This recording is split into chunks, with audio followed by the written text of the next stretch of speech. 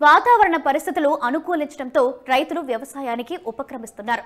పొలం దున్నుకుంటున్నారు. అంతా బాగానే ఉన్నప్పటికీ ఆర్థిక స్తోమత లేని రైతన్నలు మాత్రం ఎప్పట్లాగే ఇబ్బందులు ఎదుర్కొంటున్నారు. అప్పుల మీద ఆధారపడుతున్నారు. ఈ ఆర్థిక ఇబ్బందుల వల్ల ఎద్దును కొనలేని ఓ పేద రైతు పొలం దున్నడానికి తన మనవళ్లను కాడెద్దులుగా మార్చిన హృదయ విదారక ఘటన వెలుగులోకి వచ్చింది.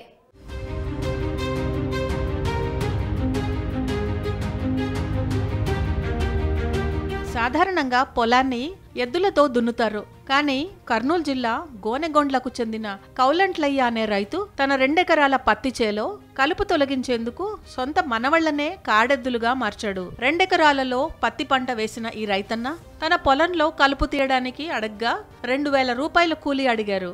అంత డబ్బు ఆ రైతు వద్ద లేకపోవడంతో సొంత మనవళ్లనే బతిమాలుకుని వారి చేత కలుపు తీయించాడు. ఆ రైతు కష్టాన్ని చూసిన కర్నూలుకు చెందిన సుశీల నేత్రాలయం అధినేత డాక్టర్ సుధాకర్ చలించిపోయారు.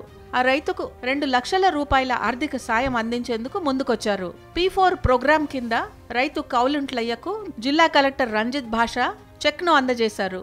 ఎద్దులు కొనుగోలు చేసి సాగు చేసుకోవాలని సూచించారు.